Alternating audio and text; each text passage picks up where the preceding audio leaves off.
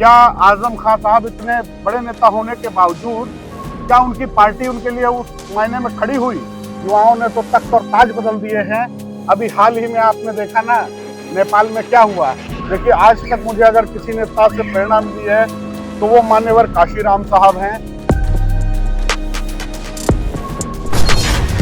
कोई भी ऐसा पार्टी मुझे नहीं दिखी जो बहुजनों के लिए, दलित समाज के लिए और गरीब तबके के लिए लड़ रही हो।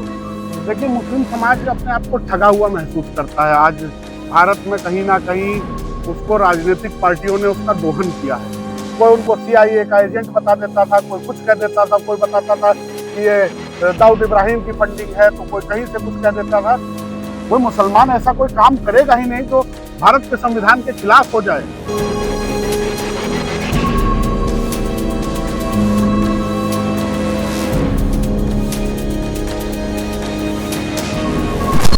जो कोई गरीबों की, मजलूमों की, दलित समाज की, मुस्लिम समाज की कोई बात कर रहा हो।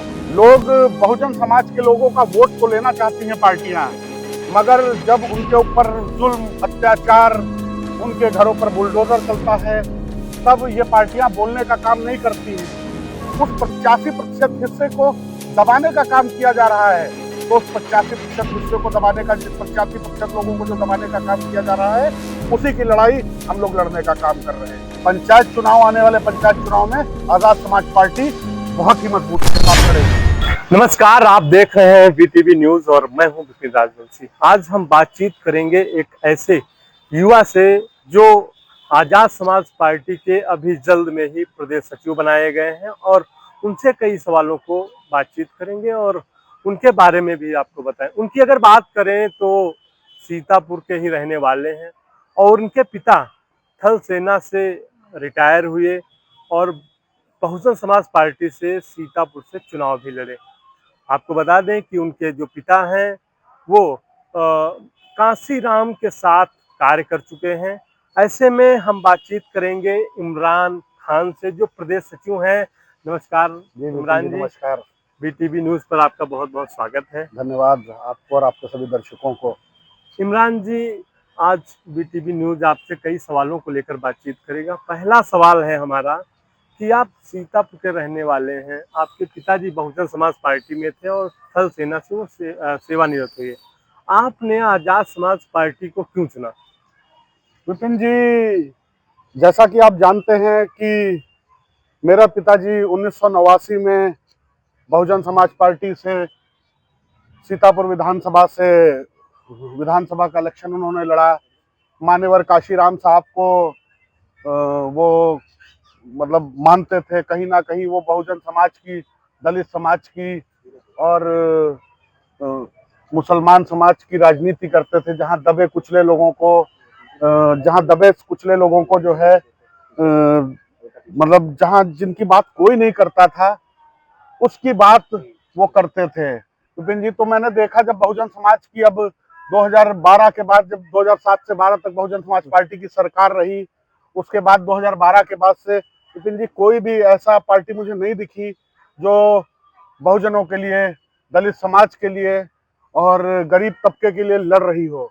फिर मेरी मुलाकात भाई चंद्रशेखर आजाद जी से हुई। मैंने उनसे प्रेरणा ली, भाई चंद्रशेखर आजाद जी से, कि कैसे भी करके दलितों के लिए, पिछड़ों के लिए, मुसलमानों के लिए हमको संघर्ष करना है, क्योंकि मुख्य धारा से वो लोग जुड़े नहीं हैं। और जब मुख्य धारा से वो लोग जुड़े नहीं हैं तो आज अगर उसका कोई संघर्ष नहीं कर रहा है, तो उससे संघर्ष को आगे बढ़ाने के लिए जब भाई चंद्रशेखर आजाद जी से मैंने प्रेरणा ली कि वो कितना ज्यादा संघर्ष कर रहे हैं, उनकी बातों को उठा रहे हैं।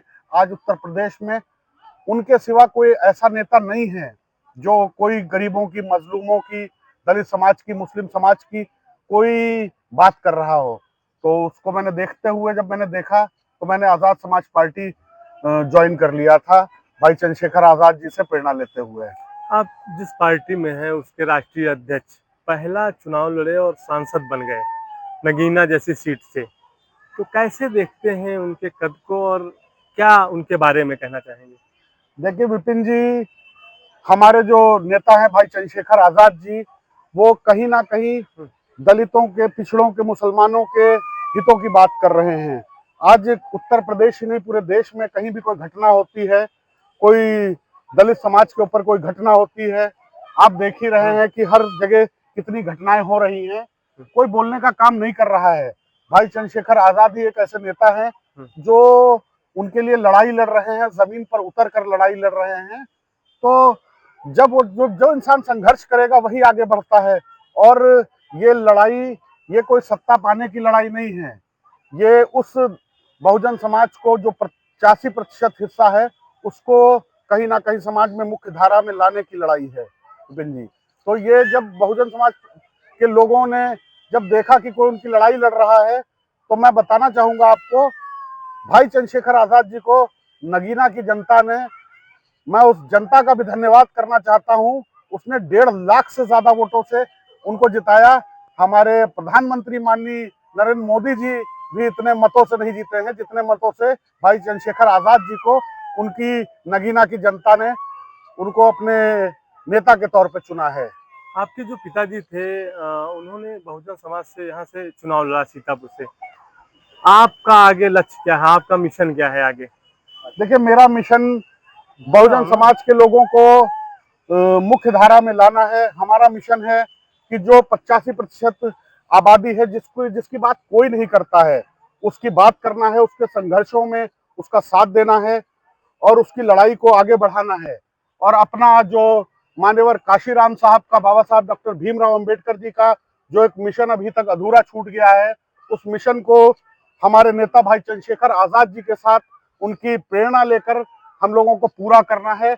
और बहुजन समाज को हम लोगों, आजाद समाज पार्टी, बल्कि मैं अपने आप को नहीं कहूंगा आजाद समाज पार्टी, क्योंकि मैं एक छोटा सा सिपाही हूं उस एक संघर्ष का।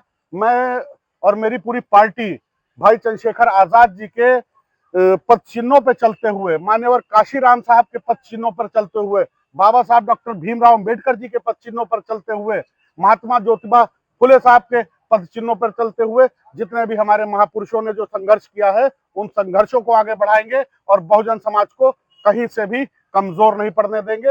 हर तरीके से उसका साथ देंगे, हर तरीके से उसकी लड़ाई लड़ने का काम करेंगे। हमारा लक्ष्य है कि हर तरीके से बहुजन समाज को सशक्त करना है। और जब बहुजन समाज चाहेगा, तो जब हम उसके लिए संघर्ष करेंगे, तो वो हम लोग को खुद ही नेता बना के आगे अपने रखेगा और हम लोग उसके लिए लड़ने का काम करेंगे भाई चंद्रशेखर आजाद जी के नेतृत्व में। पूरे प्रदेश में आपकी पार्टी लगातार सम्मेलन कर रही है, कई कार्यक्रम कर रही है, क्या संदेश जनता को देना चाह रही है? देखिए, सीधा साफ साफ संदेश है। लोग, बहुजन समाज के लोगों का वोट तो लेना चाहती हैं पार्टियां, मगर जब उनके ऊपर जुल्म, अत्याचार, उनके घरों पर बुलडोजर चलता है, उनके आरक्षण को मारा जाता है, उनके जब प्रमोशन में आरक्षण को खत्म किया जाता है, जब उनके आरक्षण पर वार करते हैं लोग, तब ये पार्टियां बोलने का काम नहीं करती हैं। तो केवल वोट लेने का कार्य जो लोग कर रहे हैं, हम अपने बहुजन समाज की आंखें खोलना चाहते हैं कि आप लोग जगिए। अगर आप लोग नहीं जगेंगे तो आने वाली पीढ़ियां हम लोगों को कभी माफ नहीं कर पाएंगी।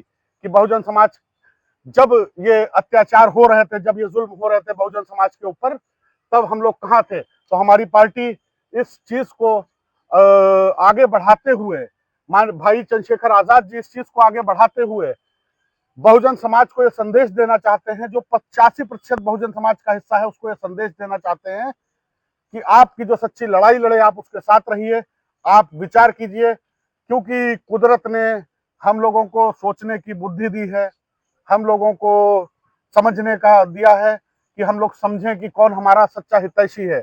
आप बताइए, आज आजादी के करीब लगभग 75 साल से भी ज्यादा हो चुका है, और 75 साल होने के बाद भी आज बहुजन समाज की क्या स्थिति है? आप बताइए, इतने अत्याचार बहुजन समाज के ऊपर हो रहे हैं। बहुजन समाज से मेरा कहने का तात्पर्य है, जो SC ST समाज है, हमारे पिछड़े भाई हैं, हमारा मुस्लिम समाज है, ये 85% जब मिलता है तब बहुजन समाज का निर्माण होता है। और उस 85% हिस्से को आज क्या मिल रहा है? क्या नौकरियों में कहीं से उनको रोजगार मिल रहा है? आप देख लीजिए जाकर, जितने भी डाटा उठाकर आप देखेंगे, कहीं भी वो अपने अनुपात के हिसाब से वो कहीं भी नौकरियों में नहीं है, किसी भी बिजनेस में नहीं है, किसी भी रोजगार में नहीं है। उस 85% हिस्से को दबाने का काम किया जा रहा है। तो उस 85% हिस्से को दबाने का, 85% लोगों को जो दबाने का काम किया जा रहा है, उसी की लड़ाई हम लोग लड़ने का काम कर रहे हैं। अभी पंचायत चुनाव है, आपकी पार्टी पंचायत चुनाव को लेकर फोकस कर रही है, फिर उसके बाद 2027 का चुनाव है। तो क्या लगता है इस बार 2027 में आपकी पार्टी के तरफ से कैसा प्रदर्शन रहेगा? देखिए विपिन जी, मैं आपको 27 तो अभी दूर है, मगर 27 से पहले पंचायत चुनाव उत्तर प्रदेश में ड्यू हैं। और मैं आपको ये निश्चित ही बता रहा हूं, निश्चित ही आपसे मैं ये दावे के साथ बता रहा हूं कि आजाद समाज पार्टी इतनी मजबूती से पंचायत चुनाव को लड़ने का काम करेगी कि बड़ी बड़ी पार्टियां आपको सोचने पे मजबूर हो जाएंगी कि आजाद समाज पार्टी इतनी ताकत के साथ चुनाव लड़ेगी। क्योंकि हमारे जो बहुजन समाज का अधिकतर हिस्सा है वो गांव में विचरण करता है, गांव में उनके निवास हैं, गांव में रहते हैं। और अब बहुजन समाज जाग चुका है, अब वो जान चुका है कि भाई चंद्रशेखर आजाद जी ही उसकी लड़ाई लड़ रहे हैं और आजाद समाज पार्टी, भीम आर्मी ही उसकी लड़ाई लड़ रही है। तो जब आजाद समाज पार्टी उनकी लड़ाई, हाँ तो देखिए, हर मुद्दे पे, मैं एक मुद्दा नहीं बताऊंगा, हर मुद्दे पे भाई चंद्रशेखर आजाद जी और उनकी पार्टी और उनके सिपाही, हम जैसे लोग लड़ाई लड़ने का काम कर रहे हैं। हम उन लोगों के खिलाफ लड़ाई लड़ रहे हैं जो कहीं भी सत्ता में चाहे हो, चाहे शासन प्रशासन में हो, कहीं भी बहुजन समाज को बर्दाश्त करने का जो लोग काम नहीं कर रहे हैं, उनसे लड़ाई लड़ने का काम कर रहे हैं। इसलिए पंचायत चुनाव, आने वाले पंचायत चुनाव में आजाद समाज पार्टी बहुत ही मजबूती के साथ लड़ेगी। केंद्र और प्रदेश में भाजपा की सरकार है, ऐसे में काफी चुनौती है आपके सामने, कैसे उसका सामना करेंगे? देखिए, चुनौतियां तो होती हैं। आप ये बताइए, क्या ये चुनौतियां उन चुनौतियों से बड़ी हैं जब हमारे महापुरुष लड़ाई लड़ रहे थे बहुजन समाज की? उन चुनौतियों से तो बड़ी कोई चुनौती थी नहीं। मान्यवर काशीराम साहब ने जब दलित समाज को एकजुट किया, उस समय कितनी चुनौतियां थी। कोई उनको सीआईए का एजेंट बता देता था, कोई कुछ कह देता था, कोई बताता था कि ये दाऊद इब्राहिम की फंडिंग है, तो कोई कहीं से कुछ कह देता था। उस समय भी चुनौतियां थी। जब बाबा साहब डॉक्टर भीमराव अंबेडकर जी ये समझिए हम लोगों के बहुजन समाज के लिए संघर्ष कर रहे थे, तो उनको आज की सो कॉल्ड जो सेकुलर पार्टियां हैं, जो राष्ट्रीय पार्टी है, मैं बता दूं, उसने चुनाव हराने का काम किया कांग्रेस ने। तो उस समय भी बहुत बड़ी बड़ी चुनौतियां थी, मगर बाबा साहब डॉक्टर भीमराव अंबेडकर जी डिगे नहीं। उन्होंने भारत का संविधान लिखा और बहुजन समाज को एक ताकत दी। मान्यवर काशीराम साहब डिगे नहीं, उन्होंने बहुजन समाज के लिए एक नया रास्ता चुना। ऐसे ही हमारे नेता कहीं से डिगने वाले नहीं है, और हम लोग उस पार्टी के सिपाही हैं, आजाद समाज पार्टी के, जो संघर्षों से उभरी है, जो संघर्षों से आगे बढ़ी है। तो मैं आपको बताना चाहता हूं कि चाहे वो केंद्र की चुनौती हो, चाहे राज्य की चुनौती हो, आजाद समाज पार्टी और उसके नेता किसी से डरने वाले नहीं है, किसी से दबने वाले नहीं है। और जहां बहुजन समाज के ऊपर अत्याचार होगा, मुसलमान समाज के ऊपर अत्याचार होगा, उनके हकों को मारा जाएगा, वहां आजाद समाज पार्टी और उसके नेता भाई चंद्रशेखर आजाद जी कहीं भी दबने वाले नहीं है। और हर तरीके से मैं बता रहा हूं, हर तरीके से बहुजन समाज के साथ खड़े होंगे, सीना तान के। इमरान जी, आप युवा हैं, ऐसे में सीतापुर के ही रहने वाले हैं, युवाओं को लेकर क्या संदेश देना चाहेंगे, क्या कुछ युवाओं को लेकर कहेंगे? देखिए, भारत एक बहुत बड़ा देश है, और जैसा कि विपिन जी आप जानते होंगे कि यहाँ की अधिकतर आबादी, जो जनसंख्या है, वो युवा वर्ग की है। आप युवाओं की बात कर रहे हैं, युवाओं ने तो तख्त और ताज बदल दिए हैं। अभी हाल ही में आपने देखा ना, नेपाल में क्या हुआ। युवाओं ने एक दिन के जनजी आंदोलन ने, मात्र एक दिन के जनजी आंदोलन ने नेपाल की सत्ता को उखाड़ के फेंक दिया। उन लोगों को उखाड़ के फेंक दिया जो जनजी को छोटा समझ रहे थे। तो युवाओं को सीधा सा मेरा कहना है कि युवा पहले शिक्षित बने, युवा अपने अधिकारों को जाने, युवा संविधान को जरूर पढ़े। अपने अधिकार तभी आदमी जान पाएगा जब अपने अधिकार तभी आदमी जान पाएगा जब जो है वो संविधान के बारे में जानेगा, जब वो पढ़ा लिखा होगा। तो मेरा युवाओं के लिए ये एक संदेश है कि आप पढ़िए जरूर, आप शिक्षित बनिए, आप संविधान के बारे में जानकारी रखिए, और जो महापुरुष हमारे थे जिन्होंने हम लोगों के लिए संघर्ष किया, उनके बारे में, उनका इतिहास जरूर जानिए, उन लोगों का जिन्होंने आज आपकी लड़ाई को आगे बढ़ाने का काम किया। और सबसे बड़ी बात, आप लोग राजनीति में जरूर आइए। युवा लोग राजनीति में जब आएंगे, जब युवा सोच, युवा ताकत राजनीति में आएगी, तभी इस देश का उद्धार होगा। और युवा ही सच्चे मायने में विकास की ओर देख सकता, क्योंकि वो जमाने चले गए विपिन जी, जब एक दौर था जब पुराने बुजुर्ग नेता होते थे। मैं ऐसा नहीं कहता हूं कि बुजुर्गों का काम नहीं है, मगर बुजुर्गों का भी काम है और युवाओं का भी काम है। युवा शक्ति हमारी पार्टी में, आप देखिए, हमारे जो सांसद माननीय चंद्रशेखर आजाद जी हैं, हमारी पार्टी के संस्थापक चंद्रशेखर आजाद जी, वो खुद युवा हैं और वो युवाओं को बहुत अच्छे से बढ़ाते हैं। वो क्योंकि वो युवा शक्ति जानते हैं कि युवा की इतनी शक्ति होती है कि जो पूरी पूरी सत्ता उखाड़ देती है। आपका नेपाल का उदाहरण आपके सामने है। सवाल है आपसे, जिस समाज से आप आते हैं, कहीं ना कहीं वह समाज अपने आप को इसमें डरा महसूस करते हैं, कैसे देखते हैं उसको, क्या कुछ कहना चाहेंगे इस पर? विपिन जी, देखिए, मैं एक बात बता दूं कि जब आप ही जब समाज का नाम ले रहे हैं तो देख लीजिए, मुस्लिम समाज नहीं कह पा रहे हैं, तो कहीं ना कहीं मुस्लिम समाज के दिलों में आशंका तो है, कई प्रकार की आशंकाएं हैं मुस्लिम समाज के मन में। देखिए, मुस्लिम समाज अपने आप को ठगा हुआ महसूस करता है। आज भारत में कहीं ना कहीं उसको राजनीतिक पार्टियों ने उसका दोहन किया है, राजनीतिक पार्टियों ने उसका वोट तो लिया है, मगर सच्चे मायने में उसकी तालीम के ऊपर, उसको नौकरियां देने के मामले में, उसको बिजनेस देने के मामले में, उसका रोजगार बढ़ाने के मामले में कहीं कोई काम नहीं किया है। चाहे वो, मैं नाम लेके बताना चाहूंगा, चाहे वो कांग्रेस पार्टी हो, क्योंकि पूर्व में पूरे भारत में मुसलमान कांग्रेस पार्टी को अपनी हितैषी पार्टी मानता था, चाहे वो कांग्रेस पार्टी हो, चाहे वो अन्य क्षेत्रीय दल हो, यूपी में जैसे अपने उत्तर प्रदेश में समाजवादी पार्टी हो, चाहे आप देखिए बिहार में, बिहार के चुनाव है, बिहार में आपकी आरजेडी हो, नीतीश कुमार जी की जेडीयू हो, आपके अलग अलग स्टेट में अलग अलग पार्टियों ने कहीं ना कहीं मुसलमानों का वोट तो लिया, खुद सीएम बने, मगर मुसलमानों को कहीं से कुछ ना देने का काम किया। आप बताइए, आज आजम खान साहब इतने बड़े नेता हैं, इतने दिन से जेल में बंद है, क्या आजम खान साहब इतने बड़े नेता होने के बावजूद, क्या उनकी पार्टी उनके लिए उस मायने में खड़ी हुई? कहीं नहीं, मुझे तो नहीं लगता है कहीं खड़ी हुई। हमारे नेता भाई चंद्रशेखर आजाद जी उनसे आकर मिल के गए, उनके बेटे अब्दुल्ला आजम से हरदोई जेल में मिलने गए, मगर उनकी खुद की पार्टी के नेता उनसे नहीं मिलने गए। आप बताइए, आज मुसलमान समाज के जो नेता थे, कहीं ना कहीं उस पर शासन प्रशासन, जो हुक्मरान लोग हैं, वो उस पर जो है दबाव डालने का काम कर रहे हैं, उसके नेताओं को जेलों में ठूस रहे हैं।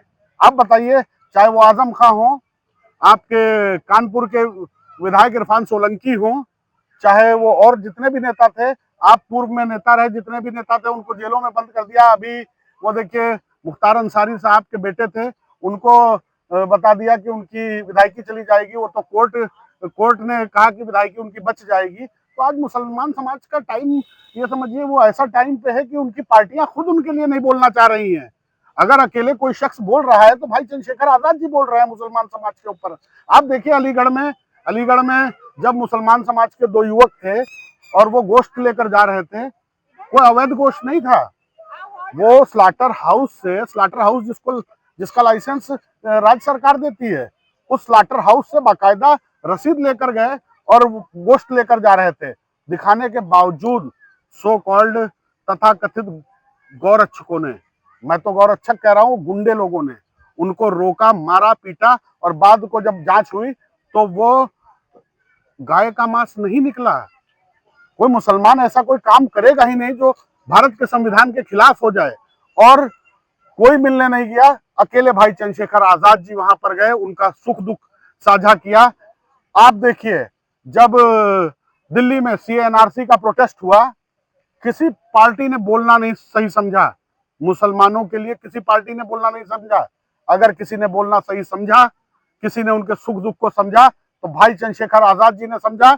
उन्होंने, भाई चंद्रशेखर आजाद जी ने दिल्ली में गिरफ्तारी जामा मस्जिद पे दी थी मुसलमानों के लिए। उसके बाद इतना काला कानून, ड्रैकोनियन कानून एक केंद्र सरकार लेके आई, वक्फ अमेंडमेंट एक्ट। आप वक्फ एक्ट लेके आई और किसी पार्टी ने खुल के विरोध भी नहीं किया। मैं बता दूं आपको, आपको शायद ना पता हो, भाई चंद्रशेखर आजाद जी को बिहार की जनता ने वहां पर बहुत बड़े धरना प्रदर्शन रखा था, उसमें बुलाने का काम किया और भाई चंद्रशेखर आजाद जी चैलेंज करके आए, वहां पर खुला समर्थन किया कि इस काले कानून को किसी भी हाल में लागू नहीं होने देंगे। मुसलमान समाज के साथ आजाद समाज पार्टी और उसके नेता चंद्रशेखर आजाद जी खुल के खड़े हैं। और मैं आपसे आज बता रहा हूं भाई विपिन जी, मैं आपको बिल्कुल बता रहा हूं खुलकर कि मुसलमान समाज हर तरीके से सुरक्षित अपने आप को महसूस करे, क्योंकि आजाद समाज पार्टी के नेता और उसकी पूरी संगठन और उनकी पूरी पार्टी मुसलमान समाज के साथ खुलकर उनके साथ में है। और मैं ये वादा करता हूं कि ये मैं वादा नहीं कर रहा हूं, आप मुस्लिम समाज का लखनऊ में सम्मेलन, मुस्लिम जन संवाद सम्मेलन भाई चंद्रशेखर आजाद जी ने किया था अभी पिछले महीने, उसमें उन्होंने मंच से ऐलान किया था कि उत्तर प्रदेश में जब भी आजाद समाज पार्टी की सरकार आएगी तो एक उप मुख्यमंत्री मुस्लिम समाज से होगा, एक दलित समाज से होगा और एक पिछड़े समाज से होगा। 3 उप मुख्यमंत्री होंगे और मुख्यमंत्री भी किसी एक समाज से नहीं होगा। जिस समाज का सारे लोग कहेंगे कि मुख्यमंत्री समाज का बना दिया जाए, उस समाज से होगा। तो मैं अपने मुसलमान भाइयों को बताना चाहता हूं कि आजाद समाज पार्टी ही आपकी हितैषी पार्टी है, जो आपके लिए संघर्ष आज उस दौर में कर रही है जब कोई मुसलमानों को चिमटे से भी नहीं छूना चाह रहा है, कोई पार्टी मुसलमानों को चिमटे से नहीं छूना चाह रही है, सिर्फ वोट लेना चाह रही है, सिर्फ उसको एक वोट बैंक की तरह देखना चाह रही है। और उस दौर में कोई अगर आपकी लड़ाई लड़ रहा है तो भाई चंद्रशेखर आजाद जी लड़ रहे हैं और कोई लड़ने का काम नहीं कर रहा है। आपको सबसे अच्छा नेता कौन लगता है? सबसे अच्छा नेता मेरी नजरों में तो देखिए, आज तक मुझे अगर किसी नेता से प्रेरणा मिली है तो वो मान्यवर काशीराम साहब हैं, जिन्होंने इतने संघर्षों से बहुजन समाज को एक राह दिखाने का काम किया, एक रास्ता दिखाया। क्योंकि आज जिस रास्ते पे हम लोग चल रहे हैं, हमारी पार्टी चल रही है, वो मान्यवर काशीराम साहब की सोच के ऊपर चल रही है। आजाद समाज पार्टी मान्यवर काशीराम साहब की आइडियोलॉजी पे चलने का काम कर रही है। तो मेरी नजरों में अगर कोई नेता है सच में भारत की राजनीति को जिसने बदला, जिसने एक समझ लीजिए दलित समाज की बेटी को उत्तर प्रदेश जैसे बड़े राज्य की मुख्यमंत्री बनाने का काम किया, तो ऐसे अगर कोई नेता है तो मान्यवर काशीराम साहब हैं। वही हमारे आइडियल नेता मैं उनको मानता हूँ। तो यह थे इमरान खान, जिनसे वीटीवी न्यूज़ ने कई सवालों को लेकर बातचीत की है और इन्होंने बताया है कि कौन इनके आइडल हैं, किसके बाद इन्होंने राजनीति शुरू की, कौन किसके रास्ते पर यह चलना चाह रहे हैं। फिलहाल आजाद समाज पार्टी के प्रदेश सचिव हैं और सीतापुर के ही रहने वाले हैं। इनके पिताजी थल सेना से रिटायर्ड हो चुके थे, स्वर्गीय फिलहाल इस समय है नहीं वो इस दुनिया में, लेकिन ये उन्हीं के पद चिन्हों पर चलकर आगे की राजनीति को हासिल करना चाह रहे हैं। फिलहाल आगे क्या कुछ होगा वह भी वीटीवी न्यूज़ आपको दिखाएगा। बातचीत करने के लिए बहुत बहुत धन्यवाद इमरान जी। धन्यवाद विपिन जी, मैं आपके दर्शकों का भी धन्यवाद देता हूँ, बहुत बहुत धन्यवाद। और विपिन जी आपका भी बहुत बहुत धन्यवाद। थैंक यू, नमस्कार।